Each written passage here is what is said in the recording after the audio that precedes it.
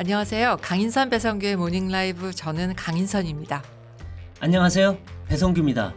오늘의 주제는 Five Eyes, 즉 미국의 정보, 기밀, 공유, 동맹, 이 문제에 대해서 다뤄보겠습니다.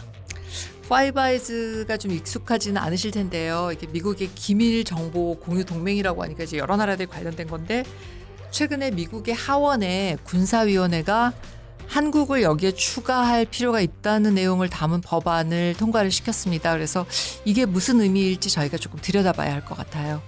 이 미국이 이 Five Eyes에 우리 한국을 끼워 넣겠다. 이거는 아무래도 이 중국, 러시아 이쪽에 대한 견제를 위해서 하는 게 아닌가 싶습니다. 그런데 Five Eyes에 우리나라가 들어갈 경우에 얻는 이득도 상당히 크고, 반면 또 중국이란 또 반발, 이쪽에 문제도 있을 것 같은데요. Five Eyes가 도대체 무엇이고, 이게 들어가면 우리한테 어떤 영향을 미치는지, 반대로 우리가 받을 충격파나 이런 건 어떤 게 있는지 한번 자세히 하나하나 짚어보겠습니다. 오늘은 경제사회연구원의 신범철 센터장님 모시고 이 문제에 대해서 하나하나 짚어보겠습니다. 안녕하세요, 센터장님. 예, 안녕하세요. 반갑습니다. 제가 지난번에 여름에 왔는데 네. 벌써 여름도 다 가고 네. 가을에 추입이 된 것 같아요. 네, 참. 거기다가 팟캐스트에서 이제 유튜브로 전환까지 됐죠. 아, 그렇죠. 이제 네. 좀 신경을 써야겠네요. 저희도 점점 신경 쓰고 있습니다. 네. 오랜만에 봬요. 예. 네, 반갑습니다. 근데 이제 파이브 아이즈는 사실 보통 사람들한테 그렇게 익숙한 얘기는 아니거든요. 그래서 일단 파이브 아이즈가 뭔지, 왜 시작이 됐는지 거기서부터 설명을 조금 하고 시작을 하죠. 예, 이 사실 Five Eyes라는 이름이 공식적으로 이렇게 알려진 것은 스노든이라고요. 기억나시나요? 네, 예. 그렇죠. 네. 그래서 NSA 미국 정보당국에서 이렇게 나와서 폭로를 막 했잖아요. 그렇죠. 영화도 영화까지 있어요. 네, 만들어서. 그렇죠. 그런데 그 사람이 이제 Five Eyes라는 게 있다. 사실은 네. 잘 안 알려졌지만 네. 이런 것도 있다고 해서 이제 그 이름이 알려진 것이고, 네. 뭐 처음부터 Five Eyes로 출발한 건 아니죠. 눈이 5개다. 그러면서 네. 뭔가 이렇게 살펴보는 듯한 이미지인 건데, 네. 처음에는 이제 2차 세계대전이 진행될 때 미국과 영국이 그 네. 독일의 애니그마인가요? 그것도 영화로 만들어졌는데 그렇죠. 그렇죠. 암호. 그것을 네. 암호 풀기 위한 그런 협력을 해나가면서 UK-USA라는 걸 만든 거죠. 이제 아. 일종의 정보 동맹 같은 영국과 건데. 미국, 그렇죠. UK, USA. 그렇게 네. 하다가 이제 2차 세계대전이 끝난 다음에는 소련에 관한 정보를 조금 더 확대해야 되잖아요. 네. 네. 그러면서 캐나다가 들어왔고, 네. 그리고 50년대에 호주와 뉴질랜드가 가입해서 네. 5나라로 운영이 되면서 이름도 나중에 파이브 아이즈라고 만들어졌다고 아. 해요. 그런데 보면 5나라를 잘 살펴보면 그렇죠. 사실 영어권 더 그렇죠. 들어가면 앵글로색슨이잖아요. 그렇죠. 앵글로색슨 인포메이션 얼라이언스 같다. 그래서 네, 앵글로색슨이 주를 이루는 나라에서 정보 공유를 하는 동맹과 같은 건데, 그만큼 서로 믿지 않겠습니까? 그렇죠. 그렇죠. 형제들 아니에요. 어떻게 보면 다 그렇죠. 그 뿌리가 같은 민족이 거죠. 같은 예. 뿌리잖아요. 그게. 그러다 보니까 핵심 정보를 공유하는 그런 네. 나라들의 연합체인 거고, 그렇게 하다 보니까 최고급 정보를 함께 나누고 있다. 그래서 파이브 아이즈가 중요한 것으로 인식이 되었고, 그런데 이제 과연 한국이 파이브 아이즈에 가입할지는 더 두고 봐야 되겠지만 그 정도 수준까지 우리가 왔다, 이렇게 볼 수 네. 있겠습니다. 근데 보면 정보란 게 가장 깊고 은밀한 거 아니에요. 이거는 결국 같은 씨족끼리만 나눈다, 이런 것처럼 느껴지기도 해요. 그죠? 그렇죠. 그렇기 때문에 자기들끼리 그렇게 해왔던 건데, 그런데 이제 그거를 확대해야 된다는 데는 그만한 이유가 있지 않겠습니까? 그렇죠. 엄청난 이유가 있는 거겠죠. 예, 중국을 견제하기 그렇겠죠. 위해서 예. 미국과 이 파이브 아이즈만으로는 부족하다 하는 생각을 하는 것이고, 그러다 보니까 어느 나라들과 협력을 확대해야 할 것인가 고민을 했고, 이번 의회에서 보면 현재 중국과 관련해서 가장 협력이 필요한 나라들 4나라를 이야기한 것 같아요. 네. 네. 그래서 저쪽 유럽부터 보면 독일, 네. 그리고 인도, 네. 그리고 이쪽 극동 지역에 한국과 일본 이렇게 네. 포함을 해서 이들 나라들이 협력해 준다면 대중 견제에 상당히 도움이 되겠다. 네. 왜냐하면 독일 같은 경우에는 약간 미국과 달리 중국과 협력을 강화하는 그렇죠. 나라예요. 있죠. 네. 그리고 인도는 뭐 인도 태평양 전략으로 아태 재균형의 이름을 바꿨을 정도로 인도의 중요성이 있는 것이고, 일본은요 옛날부터 식스 아이즈를 지향해 왔던 나라예요. 그렇죠. 네. 맞습니다. 거기에다가 한국까지 포함시키는데 네. 한국은 사실 잠시 후에 투입하겠지만 약간 모호해요. 그럼에도 불구하고 전략적으로 중국과 인접해 있기 때문에 그렇죠. 여러 중요성이 있다. 그래서 한국까지도 포함해서 이야기가 나오는 것 같습니다. 근데 이렇게 되면 앵글로색슨 순혈주의가 무너지는 것 같은데 사실 독일은 게르만이고 네, 그다음 나머지 인도나 뭐 한일은 아예 인종부터 다르잖아요. 황인종들인데 인종의 벽까지 무너뜨리면서 할 정도로 미국이 급한 건가 싶긴 합니다. 네, 한편으로는 힘에 붙이는 거고 한편으로는 네. 그만큼 중국의 부상에 대해서 적극적으로 나선다 이렇게 볼 수 있는데요. 힘에 붙인다는 거는요. 바이든 행정부 들어서 그런 이야기를 많이 해요. 무슨 이야기를 하냐면은 과거 미국이 세계 경제와 국방부의 3분의 1을 지출하던 시절이 있었지만 그렇죠. 지금은 4분의 1이 채 안 된다. 그렇기 때문에 동맹국들과의 유대 강화 이런 것을 강조하고 있는데 같은 맥락이라고 봐요. 근데 정보를 공유한다는 것은 어느 정도 레벨에서 어느 정도까지 공유한다는 건지 사실 그냥 정보 공유 동맹 그러니까 마치 뭐 툭 터놓고 살겠다 이런 느낌도 드는데 어떤 수준을 말하는 건가요? 그 안에 들어가면 사실 뭐 다른 나라의 불만도 있는 거죠. 그러니까 그렇겠죠. 예. 이 파이브 아이즈가 공유하는 정보는 일반적인 군사 정보하고는 차원이 좀 다른 것 같아요. 네, 네. 그렇죠. 뭐 이게 완전히 폭로된 것은 아니기 때문에 어디까지가 진실이고 아닌지는 확인을 해봐야 될 필요가 있지만요. 뭐 일부 나오는 걸 보면은 통신 감청이라든가 이런 그게 걸 주를 통해서 이룬다 예, 그러더라고요. 그래서 가장 미국이 그간 관심이 있었던 건 상대국의 어떻게 보면 지도자급들의 그렇죠. 정상급들. 의사결정 네. 과정, 그것과 테러리스트와 관련된 그렇죠. 정보 이런 것들을 광범위하게 수집을 해서 공유를 했던 것 같아요. 네. 그런데 이제 뭐 한국과 관련해서는 북한 군사 정보를 주로 이렇게 다루어 왔는데 이제 이쪽에서도 뭐 북한 김정은의 동향이라든가 또는 네, 뭐 그렇죠. 인접한 중국 지도부 시진핑 주석의 동향이라든가 이런 것들을 함께 공유할 수가 있고 그것은 또 우리가 대외 정책 뭐 대북 정책이나 대중 정책을 전개함에 있어서 중요한 의미로 다가올 수는 있는 거죠. 네. 그런데 여기에서 한 가지 추가적으로 고민할 부분은요. 사실은 파이브 아이즈의 다른 국가들, 뭐 영국은 아닐 수도 있겠지만 호주나 뉴질랜드와 같은 국가들은 뭐 같은 급의 정보를 다 공유받는 건 아닌 것 같아요. 그럴 네, 것 같아요. 그렇겠죠. 예. 네. 나라마다 정보 갖고 있는 수준이 너무나 격차가 그렇죠. 나는데 과연 그걸 어떻게 맞출 수 있을지 그게 굉장히 예. 궁금하더라고요. 그 점이 이제 앞으로도 중요한데 그러니까 그 정보를 가장 많이 갖고 있는 것은 미국이다 보니까 그렇겠죠. 네. 미국의 의사에 따라서 누구에겐 주고 누구에겐 주지 않는다. 네. 그러니까 말씀하신 대로 정보의 수준이 달라질 수 있기 그렇죠. 때문에 예. 우리도 파이브 아이즈 가입하면 와 좋은 거다 이렇게만 생각할 게 아니라 그 안에 들어가면 구체적으로 어떻게 협력할 것인지 네. 그리고 또 반대로 우리는 또 무엇을 뭘 줘야 주어야 되나. 되는지 그러니까요. 그 그런 것도 부분이 함께 이제 예민한 고민을 해야 거죠. 될것 근데 같아요. 제가 듣기로는 이게 처음엔 저도 군사 정보인 줄 알았는데 군사 정보는 그렇게 많지가 않다 그러더라고요. 오히려 만일 중국이라 그러면 시진핑 또는 거기 상무위원들, 그러니까 푸틴의 뒷얘기 더 나가면 이제 북한 김정은이 도대체 어디서 뭐 하고 있고 누구랑 어떻게 하는지 김정은 가족은 어떤지 이런 얘기들이 굉장히 많다고 그러더라고요. 근데 그게 어떤 우리 국익을 하는데 상당히 도움이 되나요? 어떤가요? 도움이 되죠. 사실은 네. 몰라서 모르는 거지. 지금 네. 알면은 그게 다 돈이다 외교적으로 이거죠. 보세요. 중국의 대한국 메시지는 세 가지잖아요. 네. 한반도 안정, 네. 비핵화, 네. 대화를 통한 해결. 뜬구름 잡는 얘기만 계속 하잖아요. 그렇죠. 그 이번에 뭔 얘기인지도 영변 몰라요. 원자로 가동돼도 그렇죠. 중국에서는 뭐 그런 원론적인 입장밖에 얘기 안 나오고 제재 완화해라 또 역으로 네. 그런 소리 하는데 정말로 시진핑 주석이 속으로는 북한 얘들 왜 이래 이렇게 생각을 하고 있는 건지 아니면 문재인은 뭐야? 그렇지. 이런다든가 아니면 이런 걸 아예 다 그냥 듣는다는 처음부터 아이고 미국 애들하고 하니까 무조건 북한 편들어야 되든지 그런 건 사석에서 나올 수도 있고 속내를 알 수 있다 이거죠. 그렇죠. 그렇기 때문에 아. 우리가 대중 정책을 한다거나 대북 정책을 할 때 정말 소위 말해서 이 방송 용어로는 적합한지 모르겠는데 알짜 정보 네, 네. 그거를 그러니까 받아볼 뭘- 수 있다는 아하. 장점은 있겠죠. 파이브 아이즈에 가입하면 우리가 이제 선진 5개국하고 군사뿐만 아니라 이제 이런 아주 뒷 정보 이런 걸 다 알게 되는데 그래서 누가 그러더라고요. 그러니까 그동안에 이제 우리가 미국의 2류 동맹, 3류 동맹 이런 얘기를 많이 들었잖아요. 그동안에 미국하고 관계가 별로 안 좋았기 때문에. 근데 요번에 가면 이게 1류 동맹으로 올라갈 수 있다. 이런 얘기도 들리고 또 하나는 우리가 정보 세계에서 우리나라의 정보기관이 사실은 A급은 아니잖아요. 그죠? 뭐 B급이나 C급 정도 된다고 얘기도 하는데 이번에 가면 아예 이제 정보 세계 메이저리그로 들어간다. 그러니까 LPGA로 또는 PGA로 그렇죠. 올라간다. 네. 이런 얘기를 하더라고요. 정말 그런 건가요? 예, 리그 자체는 메이저리그로 올라간다고 네. 봐요. 사실은. 네.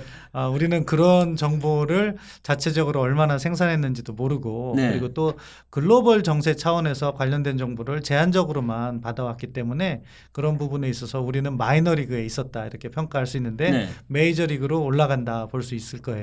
네. 그런 측면에서는 파이브아이즈에 가입하는 것이 우리에게 정보적인 측면에선 커다란 혜택이 될 수 있다 이렇게 평가합니다. 네. 근데 이 얘기가 미국 하원 군사위에서 먼저 나왔잖아요.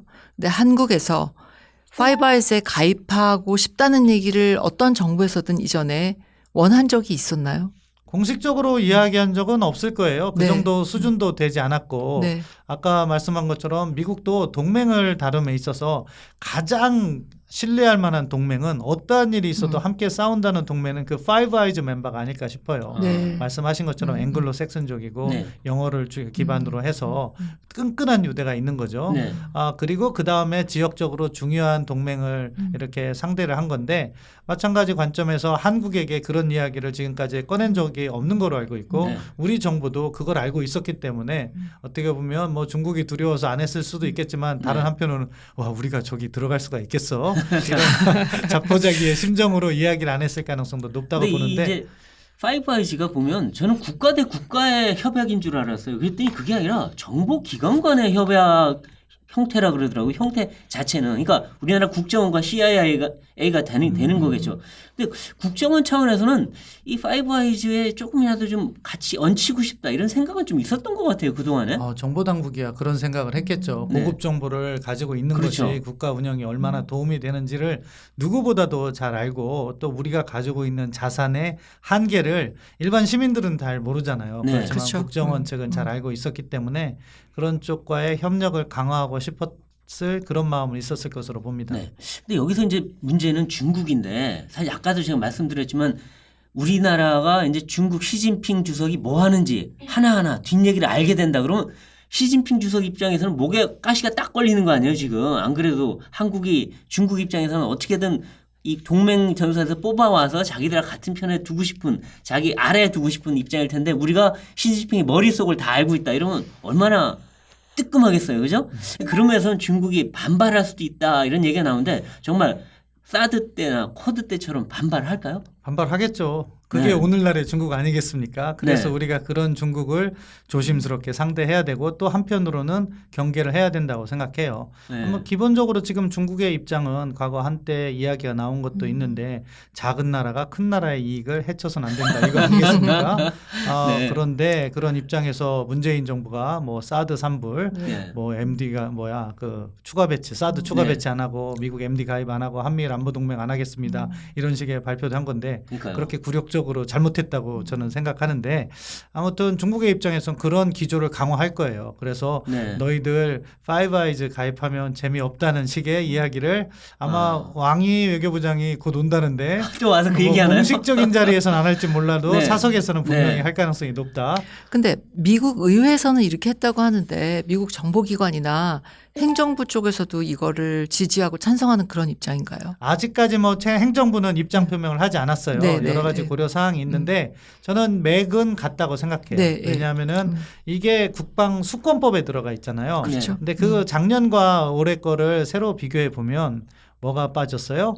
주한미군 주둔 규모 숫자, 하한선이 예, 빠졌죠. 그렇습니다. 그거는 다른 예. 한편으로는 뭐 거기 하원에서도 설명을 하는 것처럼 바이든 행정부에서는 주한미군 감축 크게 걱정 안 한다. 네. 그런 차원에서 빠진 거죠. 그리고 파이브 아이즈가 새롭게 들어간 거예요. 네. 그건 뭐냐면은 주한미군과 관련해서도 무슨 내용이 법안에는 안 들어갔지만 저 밑에 권고안에서는 주한미군의 중국 견제 가능성, 그러니까 지역적 차원의 활용 가능성을 이야기한 거죠. 대북 억지력으로 한정된 게 아니라 이제 아니라 중국에 그렇죠. 대한 억지력을 그렇죠. 바뀐다. 예, 예. 그렇죠. 그것과 같은 맥락에서 이번에 파이브 아이즈 이야기가 나간 그럼 이건 것이다. 당근인가요? 그렇죠. 그러니까 동맹국에게 어떻게 보면 당근을 주고 역할을 강화하면서 아하. 중국 견제를 하자. 강화하겠다는 의회 차원의 의도가 깔려 있는 건데 미국 의회는요 행정부하고 교감을 해요. 그렇겠죠. 전혀 네, 뜬금없이 나온 게 아니라 외교안보 부분은 정말 교감하는 것 같더라고요. 그렇죠. 특히 바이든 행정부가 더 동맹 네트워크 강화를 강조했던 네. 행정부기 때문에 강조하고 있는 행정부기 때문에 그렇기 때문에 의회의 그런 발언을 자연스럽게 받아들일 가능성이 있다.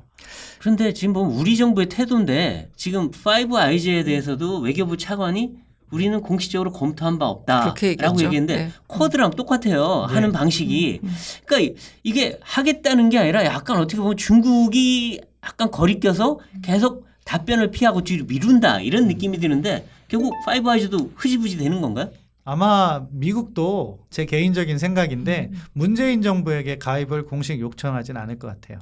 이미 임기도 넘고 이 국방수권법도요. 네. 결국 회계년도 2022년부터 시작하는 거예요. 그러니까 내년 그런 차기 내년에 차기 정부를 정부의 개념한다. 과제라고 생각할 것이고 네. 미국조차도 네. 따라서 문재인 정부도 뭐 요청이 들어와도 거기에 대해서 회피를 하면서 시간을 벌 것이 아니냐 네. 그렇게 생각합니다. 이 파이브 아이즈에 대해서 그럼 아까 이제 뭐 우리의 이익되는 면, 그다음에 중국이란 면 이게 있는데 토털리 볼 때 들어가는 게 낫습니까? 아닌 게 낫습니까? 이 골프 선수가 네. 치면은 마이너리그 한국 PGA만 하고 싶겠어요? KPGA보다는 PGA. PGA 가는 거, 넓은 LPGA 무대로 가는 간다? 거 의미 있다. 마이너리그나 한국리그보다는 메이저리그에서 뛰는 건 의미가 있다고 생각해요. 네. 그 기회 자체를 우리가 차단하는 게 어리석은 일이라는 거죠. 그러니까 한국에서 유명한 야구 선수가 있는데 야 너는 한국에서만 뛰어. 네. 우리끼리 잘할 수 있어. 이거보다 너는 역량이 되면 메이저리그에 가서 뜻을 펼쳐. 이거나 마찬가지라고 생각해요. 네. 국익이라는 것도요. 우리가 한반도와 동북아에 얽매여만 있으면 우리의 국익은 한계가 있는 거죠. 결국 글로벌 차원에서 우리가 협력을 확대했기 때문에 지금의 번영을 유지할 수 있었다. 그러니까 정보 차원에서는요. 당연히 새로운 기회, 새로운 장이 있다면 적극적으로 가담해야 된다고 생각해요. 네. 다만 주의할 것은 이때 우리가 현명하게 행동함으로써 부정적인 반응을 최소화해야 되는 거죠. 네. 중국으로부터 올 수 있는 부정적인 반응을 그렇죠. 어떻게 우리가 해소해 가면서 파이브 아이즈에 가입할 수 있는 거냐. 이것이 정책적 목표가 돼야지 야 중국이 뭐라고 할 것 같으니까 우리 가입하면 안 돼. 이거는요. 어리석은 외교라고 네. 생각합니다. 근데 뭔가 중국 말고 예. 러시아 쪽에 대해서도 조금 생각을 해야 되지 않아요? 러시아도 뭐 한국을 압박할 수 있지만 지금 우리가 중국의 압박이 두려운 건 경제적인 그렇죠. 예속성 그렇죠. 때문에 예, 그런 예. 거 아니겠습니까? 혹시라도 또 추가적인 경제 보복을 할 것인가? 근데 러시아 같은 경우에는 사실은 우리가 무역량이나 이런 것이 중국에 비해서는 진짜 너무나도 많이 차이 그렇죠. 나기 때문에 러시아 같은 경우에는 또 다른 차원의 우리가 이쪽 극동 지역의 투자라든가 이런 걸 실질적으로 해나가면 해결해 나갈 수 있는 분야가 있다. 네. 그렇게 보고요. 중국과 같은 경우에는 뭐 지금 한중 경제 협력의 구조가 바뀌고 있어요. 네. 그러니까 과거에는 한국의 자본과 기술이 중국의 값싼 노동력과 만나서 세계 시장의 협업 구조라면요. 지금은 바뀌었어요. 지금은 중국이 한국과 경쟁하는 그런 시대로 그렇죠. 바뀌었기 네. 때문에 사실 구조적으로는 우리가 중국의 경제 보복을 이러한 사드라든가 파이브 아이즈 때문에 두려워할 것이 아니라 이미 두려워했어야 되고 경쟁 구조로 나아간다는 점을 알아야 되고 그렇기 때문에 중국의 경제적 압박을 너무 두려워할 필요는 없다고 생각해요. 네, 전문가들 제 얘기를 들었는데 두 가지 얘기를 하더라고요. 하나는 파이브 아이즈는 사드처럼 눈에 보이는 게 없잖아요. 포드가 들어온 것도 아니고 레이더가 들어온 것도 아니고 무슨 정보가 오가는지 아무도 모른다는 거예요. 중국이 알 수도 없고. 그러니까 이거 갖고 트집을 잡기가 쉽지 않다는 거예요. 우리는 아무것도 안 했다 그런 끝이니까. 두 번째는 사드는 우리 혼자 당했지만 이 파이브 아이즈는 5 형제가 뒤에 있다는 거죠. 그것도 세계 경제에 상당히 큰 비중을 차지하는 5 형제가 있는데 그 사람들이 가만히 있겠냐. 그럼 우리가 중국에 닿으면 그 사람들이 같이 포화를 쏴줄 거다. 이런 얘기도 해요. 예, 그 말씀이 제가 어떻게 가입하느냐가 중요하다고 말씀드린 네. 거예요. 그런 협력을 해나가면서 가입을 하게 될 경우에는요. 중국도 어쩔 수 없는 거죠. 그렇기 때문에 우리가 외교적 지혜를 이렇게 발휘하는 것은 어떤 과정이 성숙된 단계에 이르느냐, 그 성숙된 단계를 어떻게 만들어 나가느냐. 말씀하신 것처럼 파이브 아이즈를 나인 아이즈로 바꿨다고 발표 안 하면 돼요. 그렇죠. 그렇잖아요. 네. 굳이 뭐 정보에 관한 의심은 건데 가지만 그거는. 발표 안 하면 돼요. 그래요. 발표 안 하면 사드 되죠. 무기 체계는 한간도의 전개에서 배치를 해야 이제 되는 문제가 다 있지만 보이니까. 이거는 뭐 발표 안 하면 되고 또 만약에 발표를 미국이 의도적으로 중국을 견제하기 위해서 네. 중국을 약올리기 위해서 발표를 한다고 했을 때 올 수 있는 압력은 공동 부담하자. 네, 네. 그런 식으로 미리 협조를 하면 된다. 그렇게 생각합니다. 그런데 지난번에 사드 분쟁, 그러니까 중국이 사드 때문에 한국의 압박을 굉장히 많은 이제 거의 보복에 가까운 일들을 많이 했는데 그때 미국이 적극 나서서 도와주지는 않았어요. 뒤에서 그냥 괜찮아 뭐 이 정도 했던 거지. 네.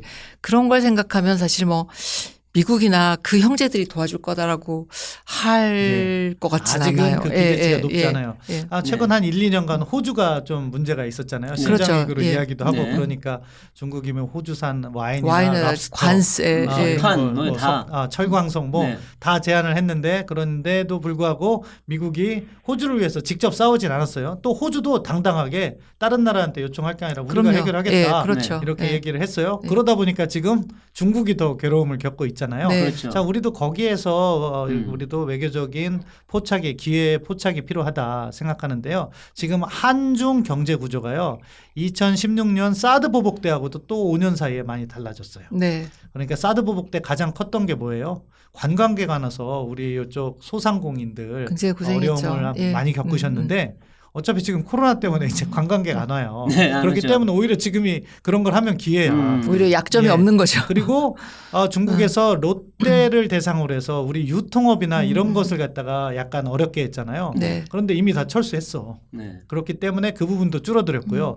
뭐 최근 들어서 또 지난 몇 년간에 한중 경제 협력의 상위 부분을 차지하는 것이요. 우리의 첨단 기술 쪽이에요. 그렇죠. 그런데 중국이 반도체 굴기도 한다고 하고 첨단 기술 쪽으로 개발하는데 한국과의 협력을 차단하면요. 중국 손해예요. 네. 그렇기 때문에 우리가 그런 것을 알면서 접근을 해야 된다. 다만 또 너무 섣부르게 가겠다. 뭐 대놓고 그런 건 아닌 것 얘기하다가 같고. 매 맞을 필요는 예. 없고 그렇죠. 아까 네. 말씀하신 것처럼 현명하게 이렇게 조심스럽게 접근을 하면 충분히 우리가 중국의 압박을 피해 나가면서 파이브 아이즈에 가입할 수 있다. 근데 정보는 이제 주고받는 거니까 사실 내놓기도 해야 되잖아요. 우리가 갖고 있던 민감한 정보들을. 근데 우리가 내놓기가 좀 불편한 그런 민감한 정보들이 있다면 어떤 분야의 것인가요? 가장 뭐 우리가 네. 정보 가치를 볼 때 휴민트겠죠. 네. 그러니까 네. 북한에 관련한 휴민트. 네. 그런 부분인데 사실은 이건 좀 아쉬움이 커요. 왜냐하면 문재인 정부 들어서 저도 뭐 구체적으로 확인된 정보를 본 게 아닌데 네. 뭐 전직 국정원에 관련된 분들이 언급을 하시기를 휴민트가 약해졌다 이렇게 말씀하시잖아요. 네, 네. 사실 그러면은 우리는 정보력이 별로 없는 나라예요. 그렇죠. 그럼 그럼 내줄 게 파이브 아이즈를 없네요. 가입하더라도 네, 내줄 게 별로 없어. 그래도 그럼 그래도 거꾸로 감청 정보는 좀 세지 않아요? 뭐 가까이 있으면 있으니까. 그렇죠. 예, 네. 그런 정보는 공유할 수 있을 거고. 근데 내줄 게 별로 없으면 받을 것도 별로 없다. 아. 이런 생각이 드는데요. 글쎄요. 그래서 저쪽에서 우리한테 B급, C급 정보만 줄 수도 있다. 이런 얘기도 있어요. 그렇기 네. 때문에 협력의 수준을 우리가 잘 조정해야죠. 말씀하신 것처럼 감청 정보 같은 거는 지금 뭐 우리가 37 부대나 이런 데에서 잘 수집을 하고 활용하고 있잖아요. 네. 근데 그거는 또 미국하고도 공유를 해요. 네. 그러니까 뭐 전혀 새로운 정보는 아닌데 네. 아무튼 우리도 사실은 우리나라의 국익을 위해서도 정보 역량을 강화해야 되는 과제가 있는 거예요. 그 강화하는 역량의 일부로서 또 파이브 아이즈와 협조를 할 수도 있는 거고 그럼 우리가 독자적으로 정보 역량을 강화하면 생산되는 정보가 있을 거고 네. 그런 것을 교환하면서 의미 있게 이왕에 협력을 할 거면 우리 네. 국익에 도움이 되게 유의미한 정보가 교환돼야 되지 않겠습니까? 이 정부가 좀 약간 북한에 대해서 굉장히 우호적이잖아요. 그러니까 북한의 김정은의 약점과 관련된 정보를 과연 공유하려고 할까? 그런 면에서 북한 때문에라도 상당히 기피할 것 같다. 이런 좀 예, 평가도 그게 있어요. 사실은 파이브 아이즈와 관련된 가장 큰 고민인데요. 첫째, 현 정부하고는 하지 않을 거라고 봐요. 시간도 얼마 없고 네. 이게 지금 내년 국방수권법에 들어간 거기 때문에 이게 가동되는 시점 자체가 다음 정부예요. 그렇죠. 그러니까 네, 그런데 네. 다음에 한국 정부가 어떤 정부가 탄생하느냐에 따라서 이것이 많이 좌우될 것이다. 뭐 지금 뭐 여권의 일부 후보는 과거에 뭐 사드도 철수시키겠다 이런 말을 했다고 하는데 그런 정부라면은 당연히 협조 안 하겠죠. 그렇죠. 미국도. 네. 그러니까 다음 정부의 성격이라든가 외교적 지향점 이런 것들이 많이 영향을 미칠 거라고 봅니다. 그럼 반대로 사실 우리가 이제 그 정보의 메이저리그에 들어가게 되면 우리가 그동안 맛보지 못했던 어떤 아주 고급 정보의 세계에 눈을 뜨게 되는 거잖아요. 그거는 어떤 분야일까요?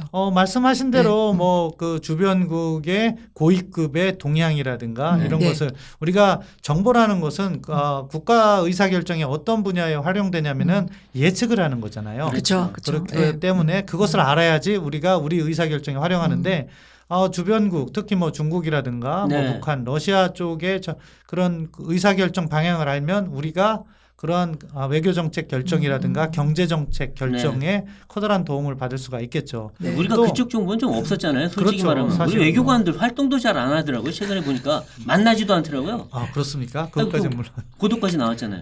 예. 그러니까 특히 활동, 예. 캠코더로 나갔던 공관장들 아무 활동 안 한다고. 그렇죠. 네. 진짜 그 부분은 심각한 문제가 있는데 네. 제가 왜 그렇습니까 여쭌 건 그럼에도 불구하고 보이지 않는 데서 일하는 많은 외교관들 정권과 무관하게 열심히 일하는 외교관들을 네. 칭찬해 주기 위해서 그랬고요. 네, 근데 어쨌든 그 중국, 러시아 이쪽에 대한 새로운 정보들을 우리가 받을 수 있다면 상당히 좋을 것 같긴 해요. 예, 그렇죠. 그런 정보를 받아서 활용할 필요성이 있는 거고 그렇기 때문에 메이저리그다 아까 말씀해 주신 네. 거 저 절대적으로 공감하고 우리가 그런 분야에 있어서 활동을 준비를 해야 된다고 생각합니다.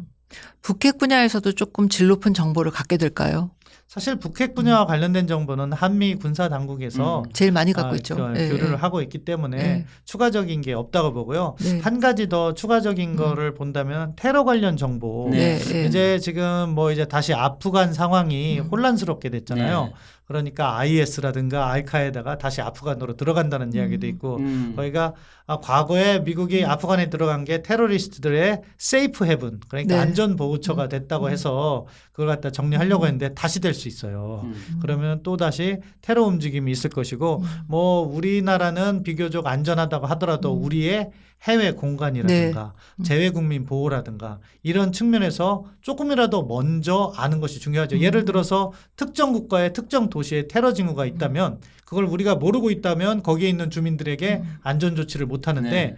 이틀이라도 하루라도 먼저 알면 그분들한테 조용히 그 자리를 떠라 하고서는 안전 문자라도 발송할 수 있잖아요. 네, 네. 이게 국민 생명 보호에 엄청나게 큰 역할을 할 수 있다. 따라서 중요한 의미를 지닌다고 봐요.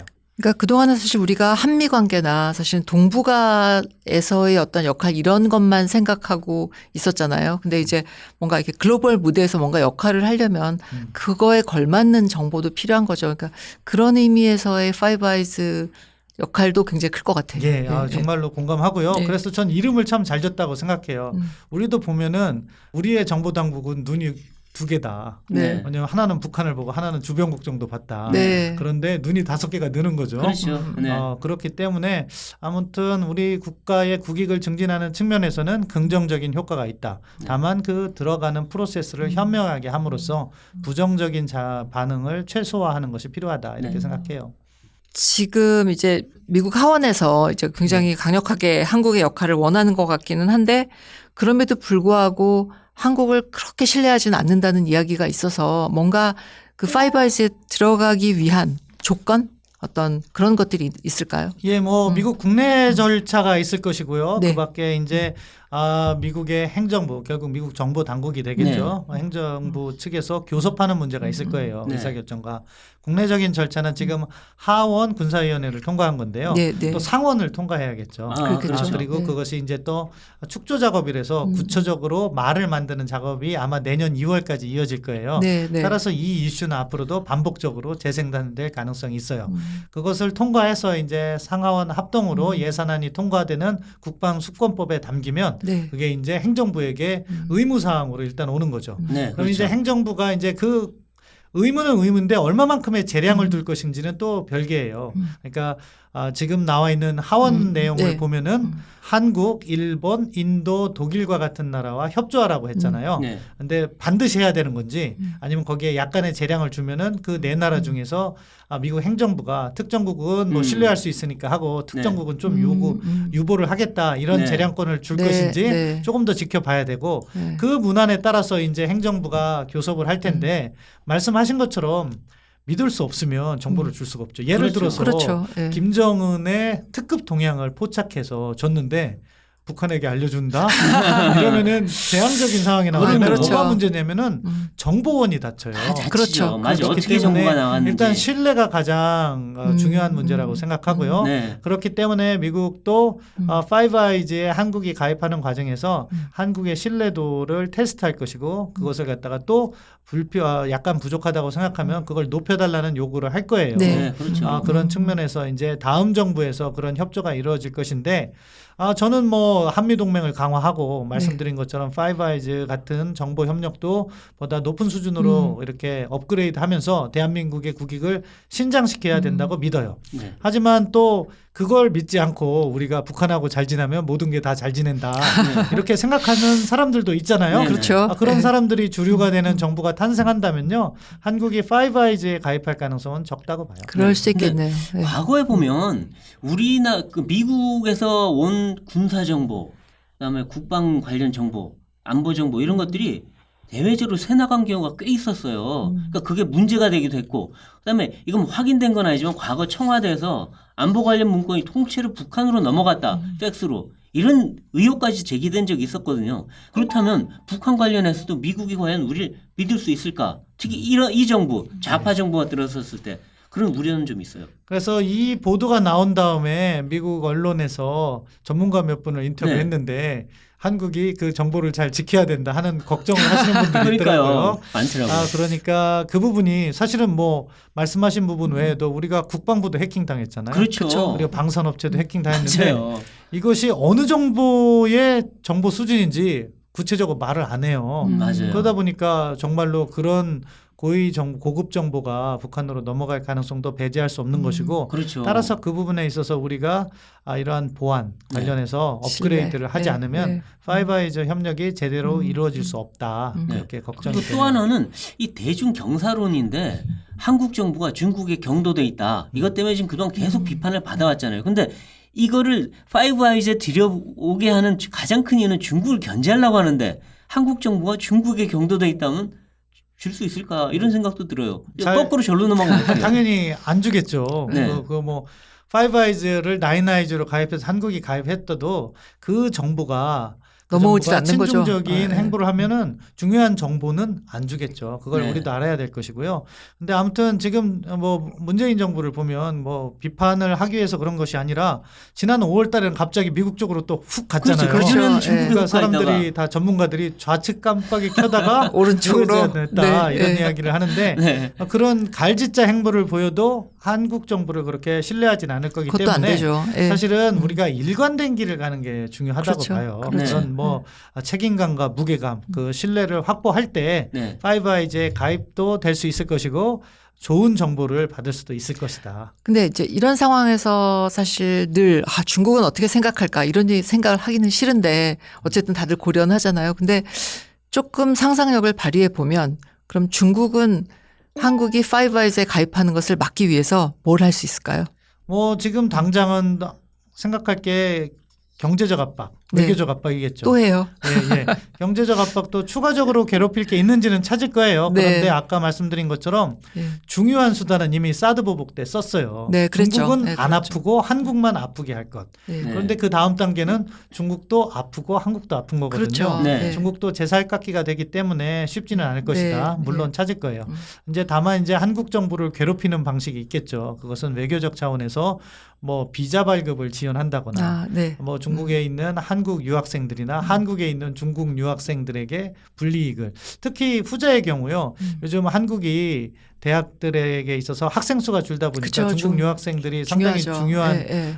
자산인데 만약에 중국 유학생들이 안 오게 되면 한국 대학들이 괴로움을 겪어요. 뭐 그런 식의 불편함을 끼칠 수 있는데 저는 그렇게 생각해요.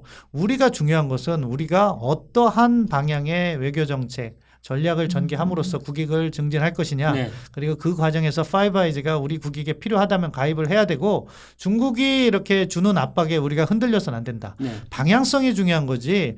다른 나라가 제3국이 압박을 해서 우리가 거기에 따라서 흔들린다면요. 앞으로도 계속 그럴 운명에 처해 있을 수밖에 없어요. 그렇죠. 네. 예. 그렇기 때문에 일관된 의사결정이 중요하다고 생각해요. 네. 그리고 여기서 하나 더 생각해 봐야 될 게 지금 그 전문가들 얘기가 군사동맹 굉장히 수준이 높은 거지만 그거보다 더 한 단계 더 들어간 게 정보동맹이다 이런 얘기를 하더라고요. 정보동맹은 정말 믿고 완전히 손잡는 형제가 아니면 안 한다 이러는 건데 만약 우리가 거기 들어간다고 하면 이 의미가 지금 안 그래도 미국이 민주주의 동맹, 그다음에 가치 동맹, 경제 동맹 하자고 쫙 일관되게 나오잖아요. 근데 거기에 정보 동맹까지 들어가면 완전히 우리 이제 미국과 손을 합치는 서구 민주주의 국가들과 합쳐가는 그런 길로 가는 건데 중국하고는 상당히 점점점 거리가 멀어지는 그렇게 이제 국가적인 선택을 하게 되는 시금석이 될 거다 이런 평가가 있어요. 예, 뭐 동의를 하면서도 동의하지 않는 부분이 있습니다. 동의를 네. 하는 부분은 결국 그렇게 가장 높은 수준의 정보 동맹이기 때문에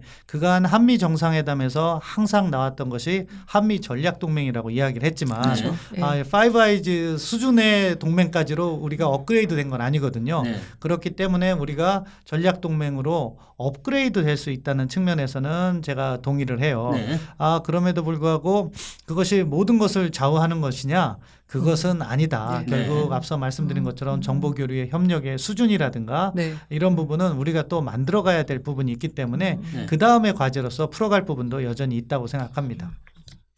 파이브아이즈라는 아주 새로운 기구, 사실 뭐 오래전부터 있었지만 우리한테는 아주 가깝지 않아서 가깝게 느끼지 않았던 정보 공유 동맹에 한국이 가입할 것이냐 말 것이냐, 그리고 했을 때 우리가 얻게 되는 것, 그리고 하기 위해서 우리가 해야 되는 것 등에 대해서 우리 신 박사님께서 아주 설명을 잘해 주셔서 저희가 좀 더 큰 그림으로 한국이 어떤 위치에 있는지 볼 수 있었던 것 같습니다. 네, 뭐 한미 간에 정말 최고의 동맹이라고 할 수 있는 정보 동맹을 할 만한 신뢰관계가 있는지는 사실 잘 모르겠습니다. 그런데 어쨌든 미국 쪽에서 미의회에서 이런 그 논의가 시작됐다는 것 자체는 우리가 눈여겨봐야 될 일인 것 같습니다. 그런데 과연 우리 정부가 이걸 할 준비가 돼 있는지 마음이 있는지 그거는 정말 잘 모르겠습니다. 그래서 말로만 혈맹인지 아니면 정말 혈맹 이상의 동맹으로 갈지는 이번 파이브 아이즈에 대한 우리 정부, 미국의 움직임 이걸 보고서 평가할 수 있지 않을까 싶습니다. 오늘 모닝 라이브는 여기까지입니다. 나와주신 신범철 박사님 감사합니다. 저희는 다음 시간에 다시 찾아뵙겠습니다. 감사합니다. 감사합니다. 감사합니다.